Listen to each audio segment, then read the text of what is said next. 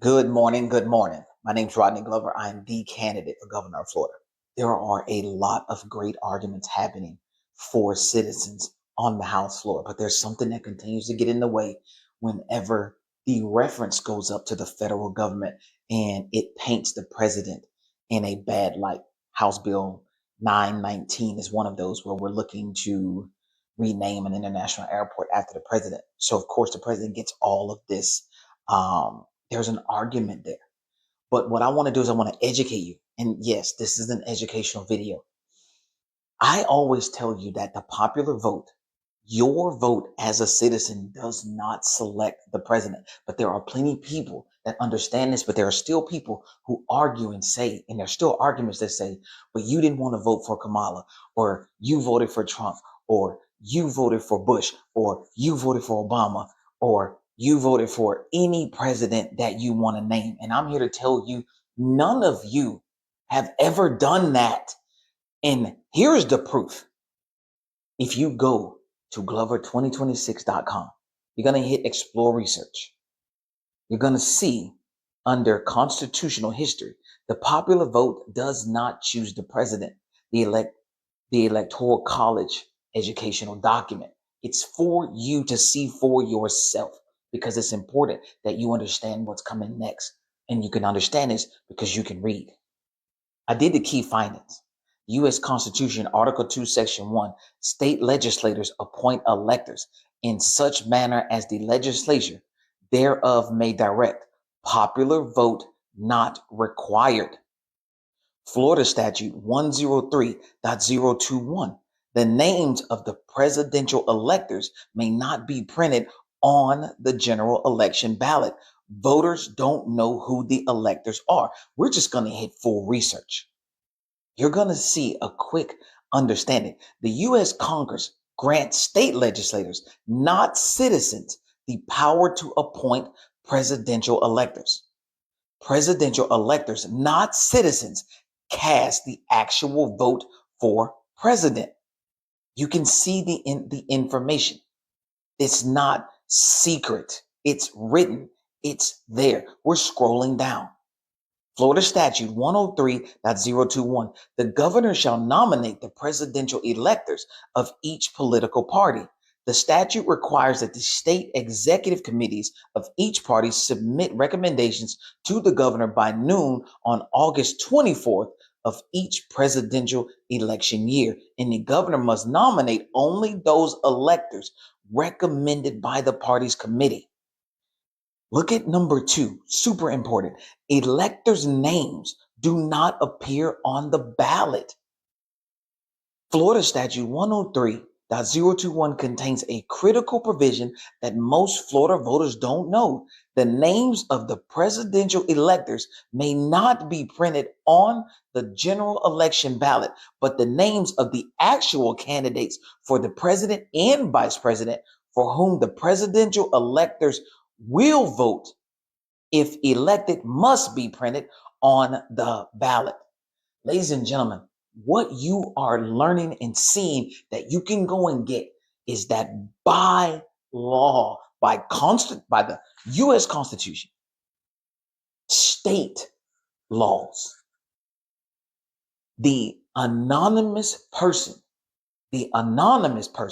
who actually cast the vote for the president. They say you need 270 electoral votes to win the presidency. The anonymous people are choosing the president. So when you get out here and you say, I voted for this president. No, you did not. And you don't know who did. And it's written in the rules. It's not opinion. So you're out here saying, but y'all didn't want to vote for Kamala. Who are you talking to? If you can read, that statement should never come out of your mouth again. If you can understand what anonymous means, that statement should never come out of your mouth again. We citizens, it's deception in our faces, essentially. You put on the ballot the president. You put on the ballot the vice president. But that's not who you're voting for. So why even put it on the ballot? I don't have the answers to that part of the deception. I don't know why, unless it's to keep tricking everyone, because it's an argument that keeps happening. None of you, unless you have been called up to be an electoral college candidate, none of you have selected the president of the United States of America. I don't care what you got on your wall. I don't care what you have. It was not done by you. Now you need to start sitting with that. And you need to really sit with that, because I'm running for governor to give you the power to make changes. I'm running for governor to say, hey, I want to change Florida Statute 103.021 to take away the anonymity, because the other change is going to have to be a constitutional change at the federal level. And we know the process for that. But there are things that we can change at our state level. So you know who these electoral candidates are. You gotta stop arguing semantics when the rules are clearly stated. That's what I'm getting at. How are we still arguing when the rules are saying none of you choose the president in the first place? So how are you so locked in to saying, I chose this president? No, you did not. You never did.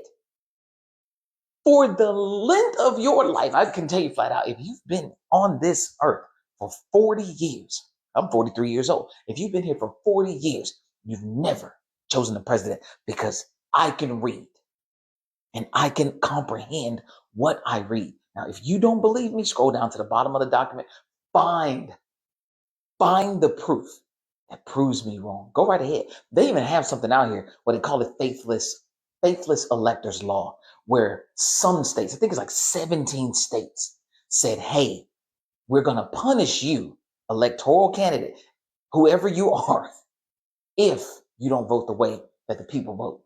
I don't know why they put that faithless law in there, because there is no constitutional backing whatsoever that says that the electoral candidate has to vote the way the popular vote is.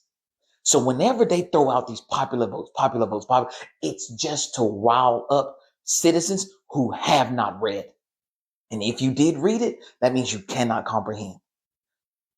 I don't know what to do with all of that information when you can see something, you can read it for yourself, when you can go and look at your laws and still say, that's just not the way it is.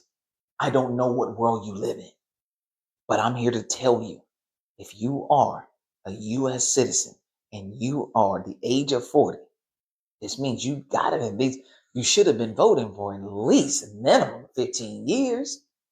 You ain't never vote for no president. So stop arguing with citizens and educate one another. Hey, we need to change our state rules so we start to know who our electoral candidates are. So then I guarantee you, if you know who your electoral candidates are, I bet you can start finding out who's funding them. I bet you can start finding out who's sending them money and why they're choosing the way they choose. But right now, all of that stuff is anonymous. You don't know what's going on behind those scenes because they don't print it. So there's nothing to tie on to. It's probably the most secret part about the whole government I've never found. I don't know why other candidates don't speak like this, and I don't care. I am here to educate you and tell you that I will be the most transparent governor the United States of America has ever seen. You have my word on that. Thank you for your time.